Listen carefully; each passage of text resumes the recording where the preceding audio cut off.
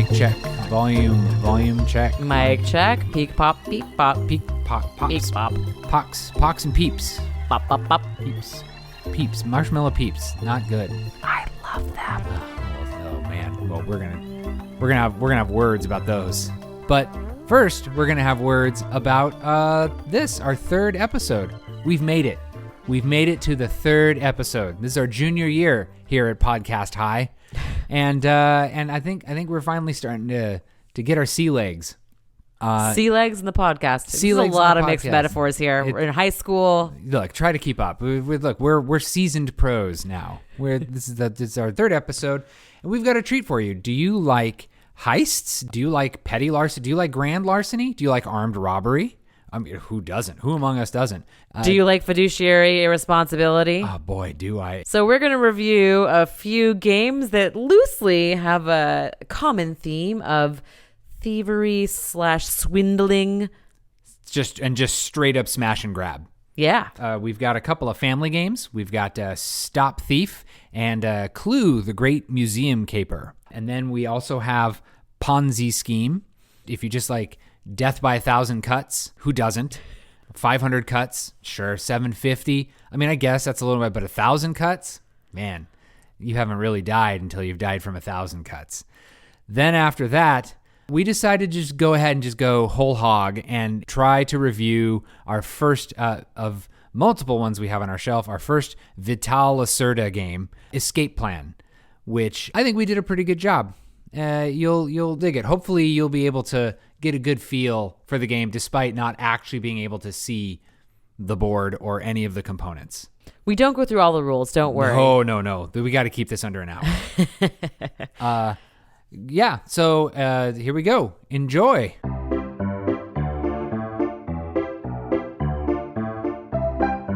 Sometime in the early 1900s, Charles Ponzi showed up with $250 in his pocket and $1 million in hopes and dreams. He had apparently discovered some kind of a loophole where you could purchase the return postage when you mail a letter to somebody in a foreign country, and sometimes there would be a slight discrepancy in the price of the postage that could then essentially be sold as a stamp in the other country. And that was the glimmer in his eye that turned into what ultimately became this board game, Ponzi Scheme. This board game, exactly. Ponzi Scheme. Yeah, there's a direct line from this board game. From Ponzi international Scheme. Reply coupons to Ponzi Scheme, the board game. Ponzi Scheme, the board game. You know, it occurred to me while we were discussing that. We can't say turn of the century anymore because it is 2021, 2022 now. It's actually just rolled over into 2022. What's the word for the before, like the previous return of the century? The pre-turn of the century. There's probably a word for that. We'll figure it out. We'll get back to you. You hold us accountable to that, dear listener. The game we are talking about now is Ponzi Scheme by Tasty Minstrel Games. Sad news to report. I do believe Tasty Minstrel has gone under, which is unfortunate. Could they not pay back their investors? We are not a news reporting service. We are not reporting any facts, allegations, or otherwise. That was purely a humorous comment. Please do not sue us. I have no idea. It's hard out there for a board game publishing company, and I'm assuming, like a lot of companies, they had a hard time maybe with the current global pandemic, maybe some overextension. I have no idea. Do they have any other games? I tell you what, I will list those games right now. Boop. Yokohama Village, At the Gates of Loya, Gugon, Amun-Re, Coliseum, Aquasphere, Belfort, Luna, Scoville, Eminent Domain, Homesteaders, Gold West, Chimera Station, Rialto, Ponzi Scheme. Oh man, that was a lot of good games in that list. So Ponzi Scheme, it's exactly what it sounds like. It is a game about taking out loans to pay for other loans, and you just do that over and over and over again. And hope that you aren't the person who goes bankrupt first. Yep. So let's lay out a little bit of overview of how the game works. At the beginning of the game, nobody starts with any money, and this kind of wheel of time. It's more like a hexagon of time. It's a hexagon of time. And this hexagon of time is going to keep track of the loans you're going to take over the course of the game. And at the end of every round, it's going to turn, ticking closer and closer to when these loans that you take over the course of the game are going to need to get paid off. So all of the loans have an amount that you get now when you take the loan. Like $12. Mm-hmm. An amount that you have to pay back. $11. And when you have to pay it back. Every 5 turns. Great. Forever. Mm-hmm. And they all have this. And that's one of the good ones. Yeah. Here's $25 now, $27 in 4 turns, and every 4 turns forever. Grab one of those red ones. $76 now, $136 in 3 turns, and every 3 turns forever. So as you can imagine, these things really start to mount up. The loan taking and the loan paying back is a big part of the game, and ultimately it's going to be what ends the game too, when you can't pay the loans, when the dial turns. Yeah. But the points mostly come from this other piece of the game, which is, I guess, the stocks that you get from investing in the 4 business types. I just like to think of them as abstract business tokens. Yeah, they're basically little angled pieces with a cool design in a certain color: green, red, blue, or gold. Yeah, we call that a chevron. It's like I refer to them as chevrons. They look like chevrons. So the point of the game, that's like double pun intended. That's Point, a double chevron. pun. Double Chevrons dinger. are pointy. Yeah. Mm-hmm. So the point of the game is that this money that you are getting with these loans, you are using to buy these business tokens, these abstract business tokens. There's red business, there's gray business, there's green business, and there's gold business. The easiest way to get these business tokens is just on your turn, you just take one. They're all available in a common supply, and you just take one. Every time you take a loan, you also take a business token. Yep. And the loan that you can take is dictated by the number of business tokens you have of that color. So if it's the first time you're taking a red business token, you are compelled, you must take one of the 3 of the cheapest loans. So the $12 loan that we maybe talked about earlier. If you take your second of that color on your turn, you then have to take one of the 3 middle loans. And if you are taking your third, you have to take one of the 3 more expensive loans. And all these loans are on kind of this grid, this 3x3 grid. And anytime someone takes a loan, that they pick that loan off the grid and it gets replaced and everything gets shuffled in ascending order. So you'll have your $10 loan in the upper left of the grid, and you'll have your $100 loan in the lower right of the grid. Mm-hmm. So that's the easiest way to get these abstract business tokens. But once you've taken your third of a certain color, you can't get any more. The only way to get them is by trading, and that's the second half of the game. So first, everyone goes around and gets their opportunity to take one abstract business token. And one loan. Then you do what's called clandestine trading, and that's where this really cool leather envelope comes into play. I can't tell if it's real leather. What do you think? You're the fabric expert. She's giving her assessment right now. Oh, she's doing the smell test. No.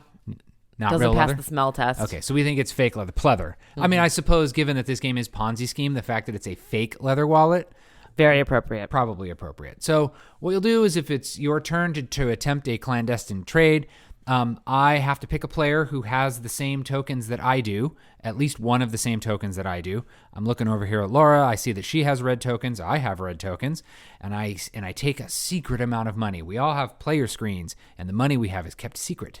And I secretly drop a couple of bills in there, and I kind of toss it over the table at her, and I say, hey, I'll take one of those red tokens from you. So at this point, I have 2 choices. Either I accept the money and give Paul my red token for whatever he's tucked in that billfold, or I pay him that again back to him and must take his. So there is always going to be an exchange of a chevron anytime a trade is made, because either the deal is agreed to, or you have to buy your opponent's token instead for the price that they offered for yours. So the tension comes in, do I highball? Do I lowball? Do I want the token? Do I secretly not want the token? What I really want is for them to reject my offer and then pay me, because I've got $150 in loans coming up in a couple of turns, and I might be willing to slough off some of these red tokens to other people.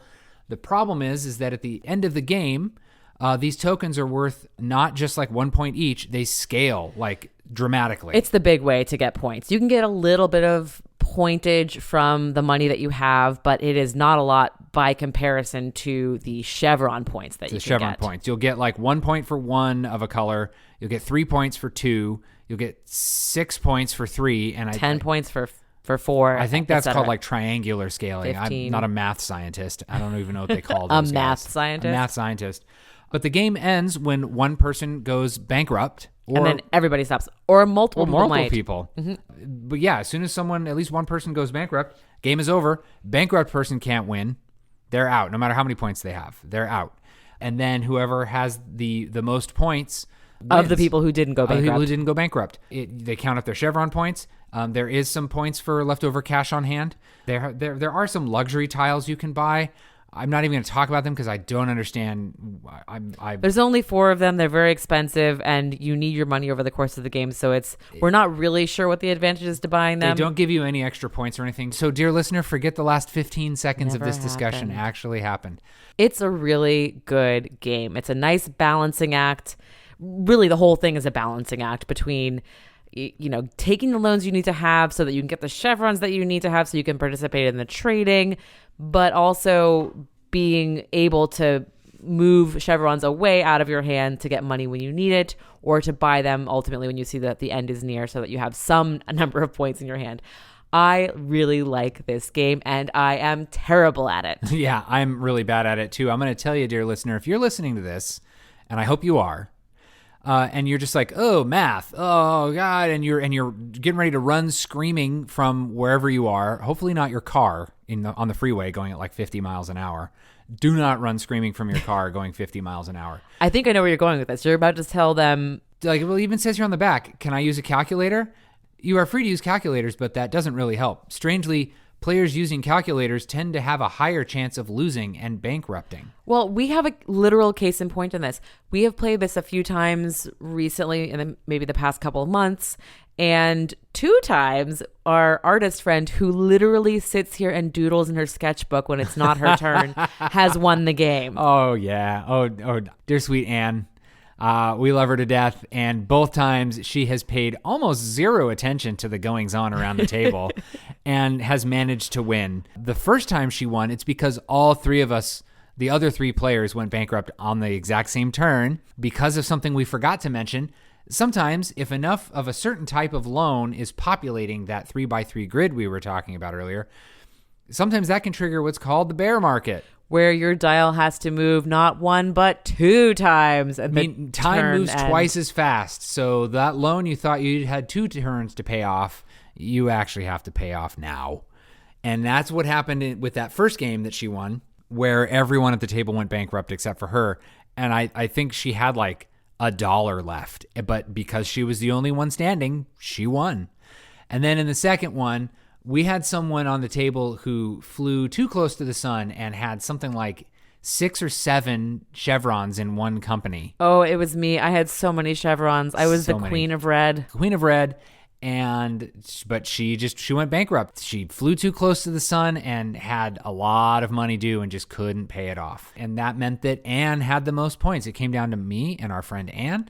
And I had 7 points and Anne had 10, and that was it. I gotta say, math has never been so hilarious.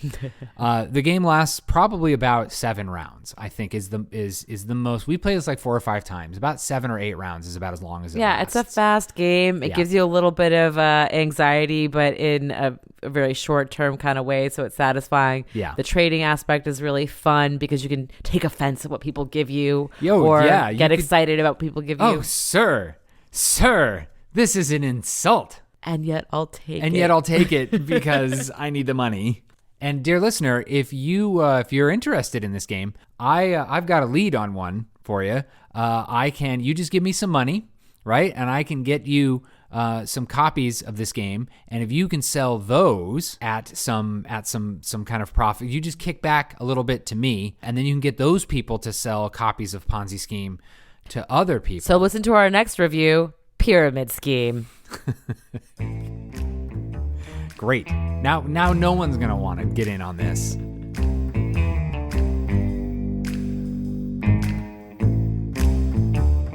And now, a story from renowned thief, Dolores Ake. Well, I was just out at my favorite department store, Swinnerton's, when I saw this pair of gloves I simply must have.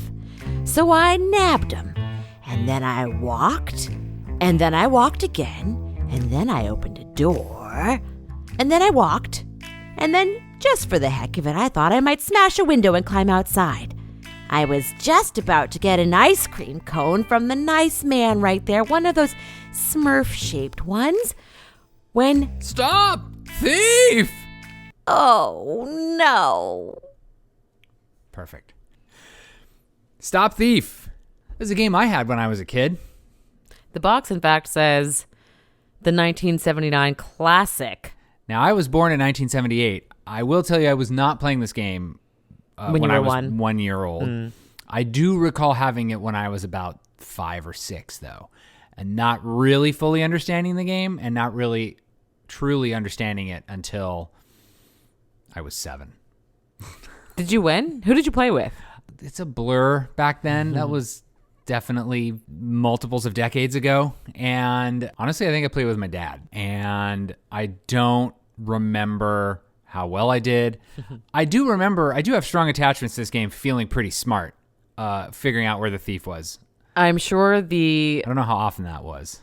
car phone sized device that apparently came in the box back in the 80s was part of the appeal too. Yeah. Dear listener, I do encourage you to look this game up. I don't know how you probably just look it up on your portable information device that you're probably also using to listen to this recording. Speaking of your portable information device, this game in its now newly restored edition. This is second edition. Here we are. Oh, really?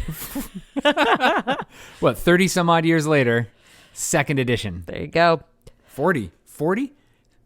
Yep. 40 some odd years later. That would be the number. So it's an app-driven game.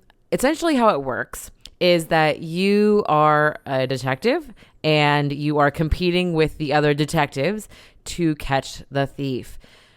The thief will commit a crime in one of the 4 buildings on the board, and then you will have audio clues to determine where they move. So commit a crime, maybe you'll hear steps, maybe you'll hear a door creak open, maybe you'll hear glass shatter, maybe you'll hear the sounds of the street or the subway, and you have to use the map on the board and the way that you know the thief must move to figure out where he or she has gone.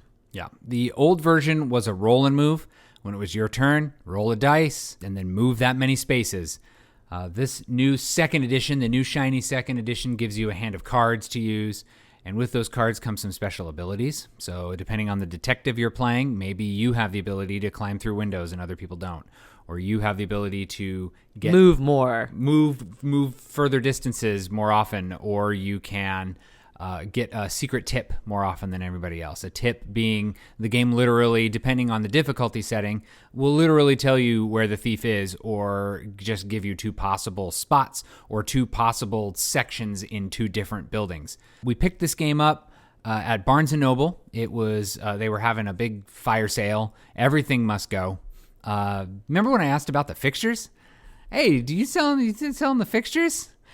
Well, everything's 25% off. I don't think she actually knew what I meant by the fixtures. Oh, I'm sure she does by now. Right. They're probably selling the fixtures now. They're probably selling the carpet from the floor. I'm afraid to ask what it was you were interested in getting fixture-wise from Barnes & Noble. That's a total separate conversation. We can, you know what? We'll just save that for bonus content for our Patreon. So maybe our dear listener can give us $100 a month and they can get access to our bonus content. I really liked this game as a kid. As Laura, as you know, we have a little baby daughter. I do know that. You were, okay, good. I wasn't sure. I wanted to make sure you were in on that. We have a little baby daughter. She is 5 months old. She will not be playing this game for, by my math, about 7+ years, given that the age range on this box is 8. But as you recall, Mr. Child Prodigy here was playing it when he was like 6. I think it would be fun to play this perhaps with a younger kid if you play it cooperatively instead of competitively. It's funny you mentioned that. There is a cooperative mode. We did not try it. But, well, near the end we did when we were just experimenting with things. And I'll tell you something, dear listener. This game duped us. One of the modes does not let you replay clues depending on the difficulty setting. And we were sure that there was a crime and then 2 sets of footsteps and then some broken glass. And we're all running over here on one side of the board. And if the game were sentient, First off, it would probably be arming the nuclear missiles to end all of humanity to save planet Earth. But second, it would be chuckling at us because we were literally on the complete other side of the board. And we were so perplexed by this that we just assumed the game was broken. We assumed the game was broken. It had to have been here. Yeah. So then we just started abandoning all the rules and punching in arrest codes until we finally flummoxed, just gave up, basically. Yeah. This is a cute game. It's I would definitely classify it as a family game. It's not gonna it's this weird, if you try to play it competitively and everyone at the table is of the same brain size, then there's not a lot of mystery. Not a lot of mystery. Everyone knows, and it really just becomes more of a game of who can play their movement cards more cleverly to get where the thief is. Mm-hmm. There are 2 modes in the game. One way to play the game is whoever captures 2 crooks wins. The other way to play the game is whoever makes enough money by arresting. Apparently, in Crime City, if you arrest a crook, you get a bonus on your paycheck, and whoever makes enough money to retire can retire and win the game. If in that mode, if you make a false arrest, you pay the bank $1,000. But if it's a successful arrest, you'll get however much the current thief of the day is worth: $6,000, $10,000, $7,000, $8,000.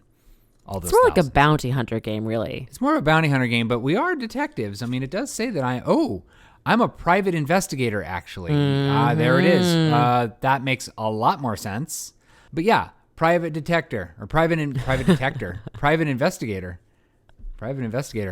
Yeah, family game, fun time. I would advise not even bothering with the arrest 2 crooks mode. The app lets you set custom rules. The advanced game gets rid of all the money and lets you you only win if you arrest 2 crooks, but it does not punish you at all for false arrests. Yep. Not the way to play the game. Otherwise everyone just ends their turn trying and then to make might an as arrest. well you might as well just try and arrest where you are. And why not? No, you need something to risk. You need something to lose if you do it wrong. So yeah, Stop Thief. Fun family game. I'm going to keep it. I don't know if I'll be able to keep it for 8 years. I don't know if we will all have handheld technology devices in 8 years. At that point, we may just be plugging things directly into our brain sockets. But in the short term, we have some friends with a kid who is, in the 4, 5, 6 age range and might actually find it interesting in a couple of years. I think it'll stay on the shelf until then. It's a small profile box. Maybe go in the little closet that I have with a bunch of other things, like the little miniature particle accelerator that I'm building for our daughter.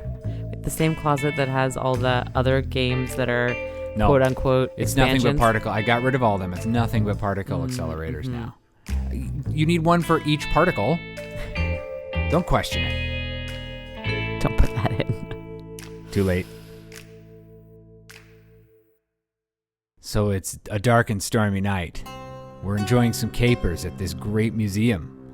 We're here to view the art exhibit of one Mr. Body. Not sure if he's dead yet, but we'll deal with that later.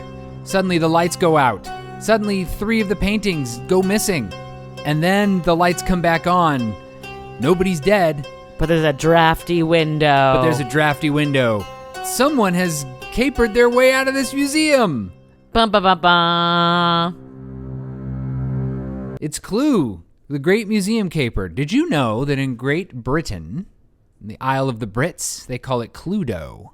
This game is called Cluedo? The Clue property. Cluedo. C-L-U-E-D-O. Why? I read about it, and it is because it's like Clue, but also Ludo, which is like a prefix meaning games, like ludography or ludology. There you go. The Brits are so much smarter than us. The Knowledge Corner. So this is Clue, the Great Museum Caper. This is a game from my childhood. From your childhood, you played it a lot. How old were you roughly? Oh, gosh. Interestingly, single digits? We actually didn't own this game. This is a game that my friend Courtney owned. Oh. And it was so much fun to play it with her family. She had 2 sisters. So we always, whenever I went over there, we had 4 people to play games. Yeah. And it was super fun. I loved being the thief. I would say probably ages of maybe 10 and up. 10 and up. let's talk a little bit about the game, and then we can talk about why you liked it as a Look, kid. the box says 10 and up. The box does say 10 and up. Very good. So I'm glad, because if you had been any younger, then they would have, they would have museum capered you right out of there. Lights would have gone off, and you would have gone missing. Well, Courtney's younger sister did play. Well, I mean, I suppose the statute of limitations has probably expired on that. So this is a cooperative game. It's a cooperative game, one versus many. One versus many. Hidden movement game. Yep. It was my first introduction to the hidden movement genre. It continues to be one of my favorites. And it's called Clue. It's part of the Clue universe. Yeah, the mythos, the Clue cinematic universe. But it is nothing like No. The classic Clue. No. So essentially what you have here, there is this color-coded room piece, which is part of the Clue universe. Kind of. That exists here as well. So you have a map, this big plastic map that's shaped like a plus, like a big cross, right? With a center room. It's a honking piece of plastic. It's a honking piece. It is pretty honking. So you've got this big white room in the center of the cross. And then you have some colored rooms around on each of the little limbs of the cross. Except for one of them has a couple of smaller rooms, which has the power room in it. Mm-hmm. What else do you have? You've got paintings. Yeah. And this is really nice. This is one of the things I like about this game is the very tactile nature of it. You have these standee paintings that are actual, These are actual paintings. Famous European works of art. We played this with a friend of ours a couple of nights ago. Who rattled off a bunch of the he looked at it and he was like, immediately. ooh, haystacks. And none of us had no idea what he was talking about. And then he told us all about haystacks. So there are these paintings. They're in little standees. They are, visible from both sides. You put them in the rooms, and then you also have these cameras, 1 through 6, that you angle in various ways to try to capture as much of the board as possible in their sightline. And then you have these little lock pieces that are mixed up upside down, so you don't know if they are showing an unlocked or locked status. So these plastic lock pieces, they all look the same from the top and underneath. When you purchase the game, presumably is when you apply the stickers underneath, and they'll either have an L or an O, indicating that they are locked or that they are open. And then you place them on all the windows and doors that are leaving the main cross of the building. Yep. Mm-hmm. And then the gameplay is it's pretty standard fare. It's the thief player has this pad of paper that's a layout of the map, and they can write down where they've started and all the moves that they take. It'll go something like the thief will move and then player 1, and then the thief will move and then player 2, and then the thief will move and player 3, and around and around and around. You got these 2 dice you can roll. One of them is a movement die, and that's pretty standard. You roll that die, and that's up to how many spaces you can move. Can you move diagonally? No. So then you have this other die, this white die, that has a bunch of eyeballs on it, and a camera, and a wiggly M. And the wiggly M.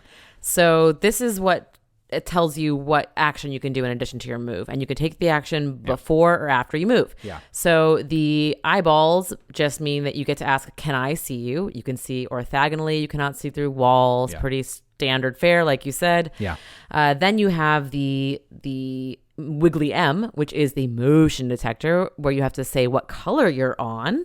And then you also lastly have this all camera search, where you have to announce any cameras that can see you, and you also have to let the players know if the power has been cut. Talk about that in a second. And if you have disabled any cameras. So that's kind of, dear listener, if you've played Mr. Jack, it's kind of like that, where you say, how many of these people can see me? And they flip over the ones that you can and they can't see you.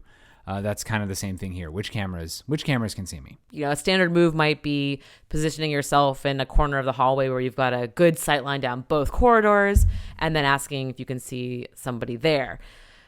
One of the things that I think is super fun when you're playing as the thief in this game is, number 1, you can cut the power. So there is, in one of those 2 gray rooms that Paul mentioned, the little rooms that do not have the paintings in them usually, there is a power board. And if you end a turn on that space, you can cut the power, which means that you no longer have to answer any questions about the cameras or the motion detectors until the power has been turned back on by one of the players making their way over there. And as you may have noticed from how Paul described the way movement goes, with the thief getting to move after every other player's turn, it can take a player a really long time to get across the board to go turn back on the power or to get anywhere specific. So a lot of the game is kind of triangulating. Yeah. Because as soon as you land on the thief, then that is game over for the thief. Yep. What if the thief decides that he's going to be a jerk and doesn't tell you that you've landed on him? Well, you don't play with people who play That's that right. way. We bounce them right out of the house. In fact, both of the times we played last night, so I was so excited to share this game with Paul. Yeah. It's been on our shelf for a while. Paul found a used copy in a really good condition. it's in really good shape here. It's out of print, right? Oh, yeah. Very out of print. So we have this game. It's been sitting on our shelves. We finally got a group together that might be fun to play it with. And I was so excited to be the thief. And I was doing great. I'd stolen a painting. I had made it out of a really tight pinch. And one of our friends just on a lark decided to go left instead of right out of the room and landed right on me. Didn't even ask if he could see me, just straight up landed on me. And I had to say, that's where I am. That's where I am. And the game ended that quickly. We played a couple of rounds of this. I can see how enticing it is to play as the thief. Yes. You draw your little path out and sneak by everyone, tee-hee-hee-hee, and you pilfer some paintings. When you pilfer a painting, everyone knows that the painting has been pilfered. So that's going to give people a clues to where you are. When you land on a camera, you're going to secretly mark it as having been disabled. And then when the white die with the eyeball comes up, in addition to being able to, not in addition, alternately being able to ask, can I see you? Or can camera 2 see you? Yes or no? And if camera 2 is disabled, then that's when you have to reveal. Then they say camera 2 is disabled, or they say the power is out. So the last little piece is that at any point, if someone says, can I see you? And the answer is yes, you have to put your gray pawn on the board as the thief and have to play out the rest of the game visible to everyone the whole time, which is how the second game ended. At that point, you just beat feet. You just beat feet getting out of there, maybe pilfer a painting on the way out, but that's it. I find it interesting that you announce that the power is out only when someone asks if a camera can see you, as if like the lights aren't already off. It's very specific It's power. It's like Schrodinger's camera. They're either on or off, and you don't really know until you actually try to observe through them. Great. So great museum caper. How great? How great is it? Is it as great as you remember? Well, I think since then I have been introduced to other hidden movement games that I like as much or more, but I still really like it. And I wish that we'd had a chance to play a good game where there wasn't an accidental stomping. So I'm guilty of having some games from my childhood that are probably not as good as I remember them being. Like Gambler? Like Gambler. We'll cover that at some point. I that doesn't mean there's not room for it on our shelf. On our shelf are games we have for specific reasons beyond just, kind of like it. Like, there needs to be a higher threshold. And I do think Treasured Childhood board game is a fine reason to keep one on your shelf. Excellent. Treasured Childhood board game. Still pretty fun. Yeah. Don't let anybody pilfer it. It's out of print. You won't know till they're 3 spaces away. I won't know until I go to look for it. And then and only then will I realize that the power has been out the entire time.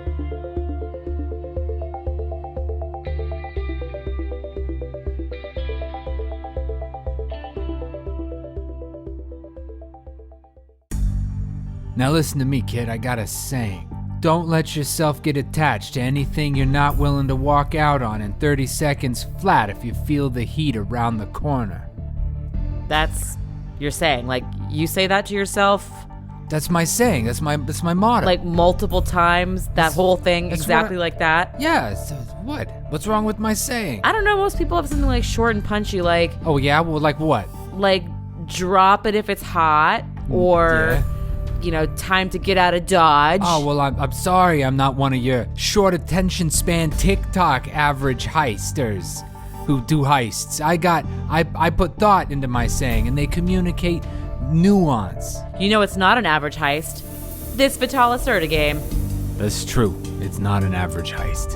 It's a big, long heist that you can't walk away from in 30 seconds if you feel the heat around the corner. So we have just wrapped up our third game of Escape Plan. This is a new Vitala Serta game for us. I'd like to say that it was the first, the third game was the one we actually played correctly. The first two We screwed up some big deal things. Yeah, I think that's to be expected. Sure. Playing Vitalis again for the first time. Yeah. There are just, you know, dear listener, there's so many little, things you have to keep track of. Maybe our listener doesn't know. Let's give our listener a brief introduction to the world of Vital Lacerda games. It sounds like that's something you should do, Paul. Well, Vital Lacerda is a person. We're on the right track here. A person who is not like you or me. This person is from another planet because Vital Lacerda's idea of a game comes in a giant Eagle Griffin box and weighs 100 pounds and has all kinds of little rules that really try to make the theme of the game come alive. And so what we have here is Escape Plan. It advertises itself as 25 minutes per player. I really cannot imagine a full group of 5 people taking 25 minutes per player. Like this would be probably a 3-hour, 4-hour. Well, but see, if you do the math on that, 5 times 25 minutes is about 2.5 hours. Math. Look, math is not my strong suit. I got by on my looks until just recently. I woke up and they were gone. My looks were gone. So we, on our third playthrough, did just maybe a little bit over 25 minutes per person. So I believe that is totally possible. Yeah. The thing that I think, to me, denotes or is the hallmark of a Vital Lacerda game is these multiple action types that you can take per turn. They all seem to have a worker placement aspect to them. Yeah. And they all, I think, seem to have some kind of penalty for taking the same action as somebody else who's been there right ahead of you. This also has that. Yeah.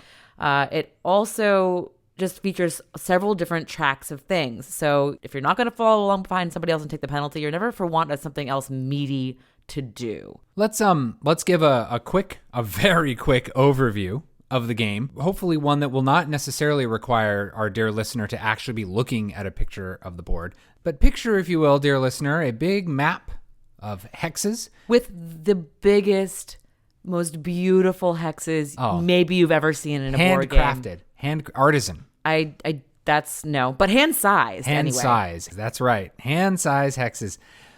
These hexes have some different land types on them. You've got some water, some grass, some industrial, and some commercial areas. The hexes eventually all make their way onto the board, and no 2 games are the same because of the order the hexes come out in and the reason you'd want to put these hexes in different places. So the board changes dynamically from game to game to game. Every hex has 2 locations on it. These locations can be things like convenience stores where you buy equipment. They can be locations that you have stashed some money or some maybe, they don't really give a whole lot of theme about it. I like to think of it as calling in loans. It's, you've got someone who owes you some 50 grand and you're trying to get out of the city and you got to go get that before you take off. Because if you know anything about investments, you got to pay a tax penalty when you withdraw that kind of money. And I'm pretty sure these guys aren't paying capital gains taxes. So all of the buildings have some financial benefit to you, either now, upfront cash for you to... A small amount of cash right now. To do things that you might need to do to not get caught by the police or to buy things at the convenience store or whatever. Or you can have the investment in your exit plan. And in fact, the entirety of the game builds up to finding a way to leave the city, and whomever leaves the city, not first, dear listener, but whoever leaves the city with the most money is the winner. There are several opportunities to get a small amount of income that you can then use to buy equipment that will help you evade the police, to help you pay for abilities that let you get around the map faster, and to pay for items that will allow you to manipulate your notoriety, which influences how much other players get to send the police after you and how much money you have to pay back to the bank at the end of the game. I feel like we've really just hit you with a fire hose, dear listener, about all the stuff that goes on. But really what this is it's a game of moving around a map, evading the police, trying to cash out some investments, and then get yourself to the exit, which you don't actually even know where it is until nearly the end of the game. You start to get an idea around halfway through the game, but you don't really actually know until the very end. And so it's possible you may not even make it to the exit. And if you make it to the exit and you're not the first one there, you're going to have to pay some money in order to get through the roadblocks. And if you can't afford the money, you can't take the exit and you can't win the game. All kinds of stuff going on here. And as we lead into what we think, actually, I'm going to wait. Laura's giving me the eyes. It looks like, ooh, wait, no, these are different eyes. The eyes were these are different eyes. Anticipation of you finishing your sentence so we could talk about our thoughts. Right. I wanted to give it to you first to hear what you had to say first. So I'm actually really excited that we managed to not discuss this game until now. So we could share our first thoughts. First thoughts. Here, you heard it here. First for the thoughts. Recording. Yeah. So I liked it. Yeah. There are things that I really like about it. Sure. And there are things where I think that other Vitalis Serta games do it better. Yep. And I prefer.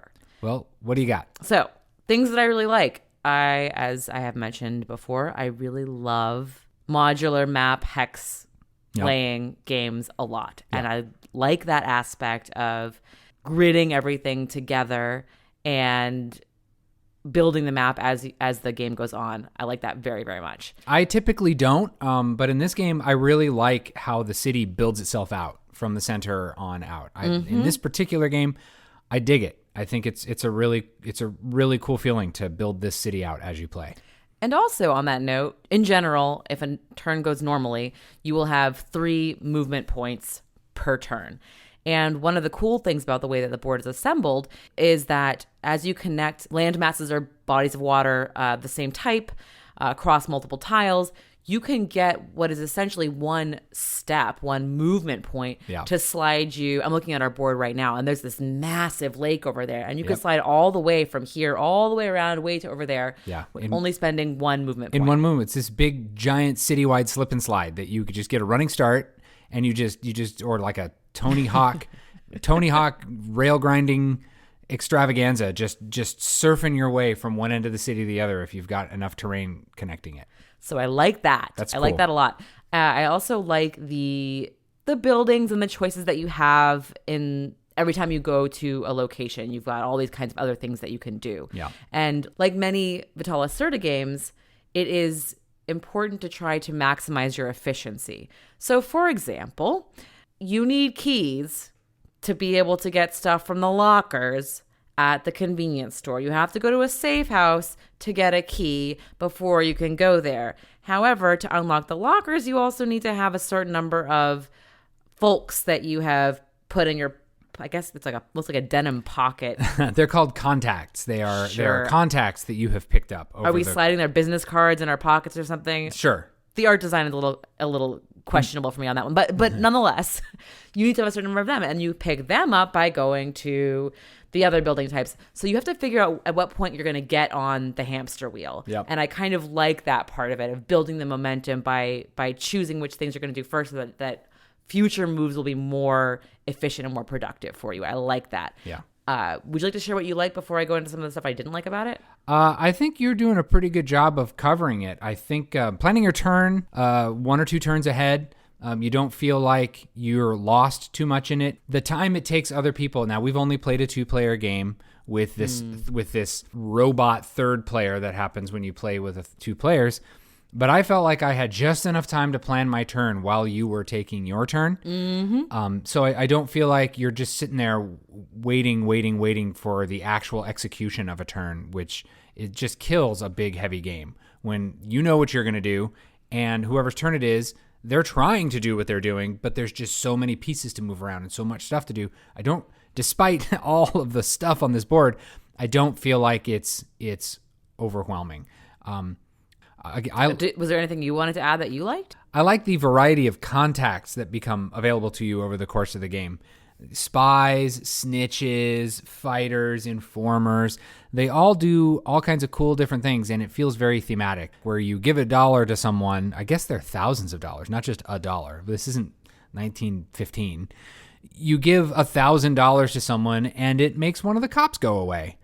Actually, now that I think about it, I don't know if I want to spend too much time trying to figure out how that fits into the theme. I think sometimes they move to another area of the board, and sometimes they just disappear. But it all fits together, all these puzzle pieces, like all of Vital Lacerda's games. Everything fits together, and like you had said, like just a big giant hamster wheel. What are the kinds of things we don't like? I have nitpicky things I don't like. Okay. So they're kind of specific game mechanic things that I'm like, one of them is when you have the ability to move cops around. Specifically, I was thinking about when certain players cross a threshold with their notoriety, any folks who are less notorious than them can send police in their direction. Now, you can pick up a police person from anywhere on the board and move them anywhere generally closer to that person at all. That to me is a little nonsensical. Like, look, we can write that off. They have cop tech like jet packs and comically large spring platforms that they jump on, and it launches them several city blocks. Sure. Yeah. It doesn't really work for me logically, and I think it would, to me, potentially benefit from having a movement rule for when you get to move cops around. Sure. That one's a little sticky for me. I also don't like that in all three of the games where we've played this, if I've had money at the end, I've just haphazardly used all of my tokens that I'd moved over to this part of the board. There's a part of the board where you can slowly start to unlock extra slots for yourself by moving tokens out of the way and placing them on a different place on your board, where then you can spend money to flip them over and get a small special ability. They are worth money at the end of the game. Yeah. So it's advantageous to you if you have extra money just to spend a little money just to flip them, even if you're not going to use them. Yeah. Solely because it gets you some extra change. It does kind of feel like that near the end of the game, I need to figure out how to spend $5 so that I can get back $20. But also I need to be able to exit, so I have to keep 10 of those dollars. And it does start to feel a little mathy near the end to try to figure out how to maximize. And that's not to say that Vital Lacerda games aren't mathy or efficient like that. Most of the time it's not quite so brazenly calculator centric. Mm-hmm. But that's not a big problem at all. On the scale of 1 to 10, with 1 being this game doesn't even have a rule book, it's just a box of rocks and toothpicks, and there's figure out the game. This problem we're describing is very tiny. I mean, if you would be lost before you even consider this problem we're describing to be a real problem. Like, you would have given up if this is not the type of game for you. You would have given up on this game long before. It's just not elegant. That's really my complaint. There's these couple little things that I have make it not an elegant game, and having played others of his that I think are better at that, one of the big things where I think this one does not do as good of a job as a similar mechanic in other games is the efficiency piece. I really like some of his other games for the ability to do more things in a location if you kind of better plan ahead. And this one feels like it takes a little bit longer to get that hamster wheel going, and you only have 9 turns unless you're getting extra turns. It's not very many moves. And you don't just accidentally stumble into them. Everyone, you get 9 turns. You can get a 10th turn if you just spend 5 monies. You can give yourself a 10th turn because they kind of start every player with the ability to do that. But otherwise, you kind of have to go out of your way to get extra turns. So most of the time, you're going to have 9, 10, maybe 11 turns, unless you just really manage to just hit the bullseye. Mm-hmm. And in general, the game becomes for you how to get the most out of whatever quadrant or so of the field you find yourself on. Yeah. Mm-hmm. Well, this is by far the meatiest game we've talked about on here, and I think it kind of shows in how we've kind of been jumping from topic to topic. What we really try to talk about on here is, how does the game make us feel, and do we enjoy it, and are we going to keep it ultimately? Are we keep it, yes or no? So for me, I feel like this is Vital Lacerda's lightest game, actually, that we have in our collection. Maybe the Gallerist, which we'll talk about at some point. The Gallerist is pretty light fare for a Lacerda game. But when I say light, I mean in this game, everything kind of thematically makes sense. We're bank robbers trying to get out of the city, and we've got to go get our money.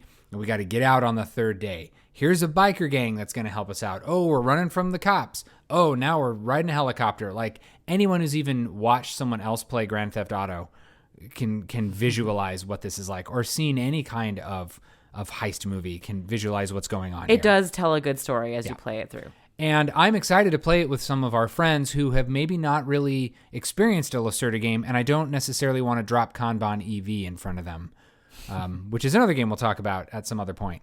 But I think for me, it's worth keeping just for that. At the very least, I'm not in a hurry to sell it. Oh, how do you feel? Totally agreed. Yeah. I agree that it's lighter. It certainly plays faster. So if we're feeling like we want something Lacerda-y, yeah, it is nice to have this one as an option because we know we won't be at it for as long. And I definitely do want to play it with other actual humans because I always think that a robo player takes something away from the experience. This robo player is all right. Her turn goes quickly, and it's very clear what she does, and it's clear that she's there to kind of just mess with your two-player plans. It would be nice to have that be an actual third person and then maybe a fourth. If I got crunked up enough, I might be willing to try with 5. My math was a little wrong earlier. As we've been talking, I've been calculating it out, and I estimate that with 5 people, this would probably take about 13 hours to play. I don't know if I have that in me. Maybe if I'm feeling bold. But I think that's where we're at right now. This is a keeper. It's not a guaranteed permanent keeper like maybe some of his other games, but I think it's a good keeper for now. I'm excited to play it with more people and use this as maybe a springboard into other Lacerda games. It's the gateway game. Right. It's a Vistal Lacerda gateway game. And I've got a saying, which is, don't start a Vital Lacerda game that you can't finish in 30 minutes. Again with this.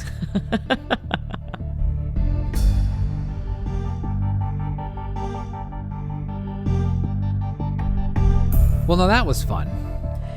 I really enjoy theft. I'm recording, right? I literally looked, I went 3, 2, and made the silent 1 thing. So, but there's nothing we can do now. This is there's no way to delete. So I guess, what would you like me to do with this large amount of cash that you totally legitimately obtained? What I wish I could do right now is actually pull up the app for Stop Thief and play the sound of the glass smashing and the footsteps walking away. So there we go. Yeah, that was good. That was a nice trio a quadro of crime. I don't think quadro is the word. Quartet? Quadro. Okay. Of crime-themed games. I'm looking forward. I can't wait to see what we do on our 4th episode. I won't really know until it's done, and then we'll look at each other and we will say, that was our 4th episode. That's exactly how it's going to happen. It's at this point, we could just do it in our sleep. In fact, I've got some good ideas. Well, we'll just have to wait and see. We'll just have to turn the volume down just a little bit. Okay. Don't worry. I got you. I understand. You want me to pull him away from the mic? I'm on it. Fine. Well then, dear listener, I'd like to say, on the way out from all of us, to the single one of you, thank you for honoring us with your ears. Good night. That's a little creepy, Paul. See how that sounds. This is one from my childhood, folks. This is one from Laura's childhood. If you're listening to this before the one where we talk about the game from my childhood, then you're about to hear the one from my childhood. If you're listening to the one after about the one from my childhood. So I can also just change my emphasis so that I say, this is the game from my childhood. And then we can choose which one to use depending on the order that we put them in. That's probably a better idea. Perfect. So we're here with Clue, the Great Museum Caper. This is the game from my childhood. Boy, that's a weird way to say that. Do we want to try it one more time?